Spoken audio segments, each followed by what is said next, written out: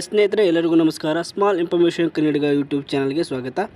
KU ಅವರು 2024 November 24ರಂದು ಸುಮಾರು 1 ಲಕ್ಷ ಅಭ್ಯರ್ಥಿಗಳು ಎದುರಿಸಿದ ಕರ್ನಾಟಕ ರಾಜ್ಯ ಸಹಾಯಕ ಪ್ರಾಧ್ಯಾಪಕರ ಅರ್ಹತಾ ಕೆಸೆಟ್ ಪರೀಕ್ಷೆಗೆ ಸಂಬಂಧಿಸಿದಂತೆ 41 ವಿಷಯಗಳ ಅಂತಿಮ ಆಯ್ಕೆ ಪಟ್ಟಿಯನ್ನು ಈಗ KEA ವೆಬ್ಸೈಟ್ನಲ್ಲಿ ಪ್ರಕಟಿಸಲಾಗಿದೆ.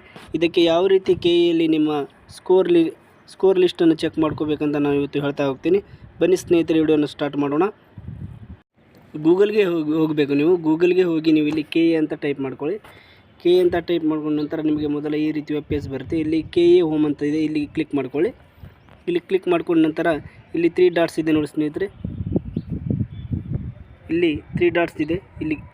ಇಲ್ಲಿ ನೀವು ಕ್ಲಿಕ್ ಮಾಡ್ಕೋಬೇಕಾಗುತ್ತದೆ. ಇಲ್ಲಿ ಕ್ಲಿಕ್ ಮಾಡ್ಕೊಳ್ಳಿ. ಕ್ಲಿಕ್ ಮಾಡ್ಕೊಂಡ ನಂತರ ಇಲ್ಲಿ ಪ್ರವೇಶ ಅಂತಿದೆ ನೋಡಿ, ಪ್ರವೇಶ ಮೇಲೆ ಕ್ಲಿಕ್ ಮಾಡ್ಕೊಳ್ಳಿ. ನಂತರ ಇಲ್ಲಿ ಕರ್ನಾಟಕ ರಾಜ್ಯ ಪರೀಕ್ಷಾ ಕೆಸೆಟ್ ಅಂತಿದೆ ನೋಡಿ ಸ್ನೇಹಿತರೆ, ಇಲ್ಲಿ ಕ್ಲಿಕ್ ಮಾಡ್ಕೊಳ್ಳಿ. ಇಲ್ಲಿ ಕ್ಲಿಕ್ ಮಾಡ್ಕೊಂಡ ನಂತರ ಈ ರೀತಿ ಪೇಜ್ ಓಪನ್ ಆಗುತ್ತೆ. ಇಲ್ಲಿ ಮೆನ್ಷನ್ ಮಾಡಿದ್ದಾರೆ ನೋಡಿ ಸ್ನೇಹಿತರೆ, ಕೆಸೆಟ್ 2024 ಅಂತಿಮ ಸ್ಕೋರ್ ಲಿಂಕ್ ಅಂತ ಇಲ್ಲಿ ಮೆನ್ಷನ್ ಮಾಡಿದ್ದಾರೆ. ಅದೇ ರೀತಿ ಇಲ್ಲಿ ಕೆಸೆಟ್ 2024 ಅಂತಿಮ ಅಂಕಪಟ್ಟಿ ಅಂತ ಮೆನ್ಷನ್ ಮಾಡಿದ್ದಾರೆ. ಇದು ನಿಮ್ಮ ವೈಯಕ್ತಿಕ ಸ್ಕೋರ್ ಲಿಸ್ಟನ್ನು ಇದು ತಿಳಿಸ್ಕೊಡುತ್ತದೆ. ಒಂದನೇದು, ಇದು ಎಲ್ಲರ 41 ವಿಷಯಗಳ ಅಂತಿಮ ಆಯ್ಕೆ ಪಟ್ಟಿಯನ್ನು ಇದು PDF ಮೂಲಕ ನಿಮಗೆ ಮಾಹಿತಿಯನ್ನು ಕೊಡುತ್ತದೆ.